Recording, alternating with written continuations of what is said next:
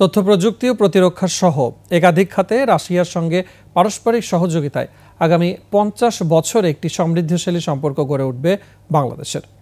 ঢাকায় রাশিয়ান হাউসের ৫০ বছর পূর্তিতে এমন আশা প্রকাশ করেন পররাষ্ট্র উপদেষ্টা ও বাংলাদেশে নিযুক্ত রাশিয়ার রাষ্ট্রদূত। বিস্তারিত আকবর হোসেন সুমনের রিপোর্টে।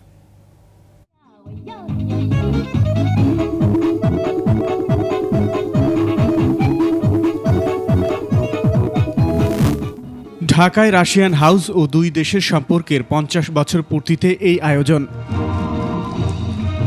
বাংলাদেশের অগ্রগতি ও সমৃদ্ধির যাত্রায় পাশে থাকার আশ্বাস দেন রাশিয়ার রাষ্ট্রদূত। I warmly welcome Bangladeshi youth and other Bangladeshi people from Dhaka and from other corners of this country, of your country, to the Russian House.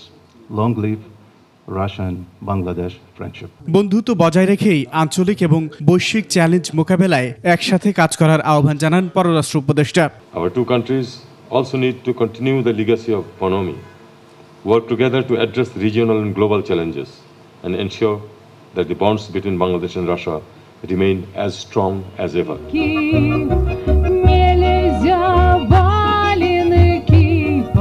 পারস্পরিক সংবর্ধনার পর মনোমুগ্ধকর সাংস্কৃতিক পরিবেশনায় উঠে আসে রাশিয়া ও বাংলাদেশের আবহমান কৃষ্টি এবং ঐতিহ্য।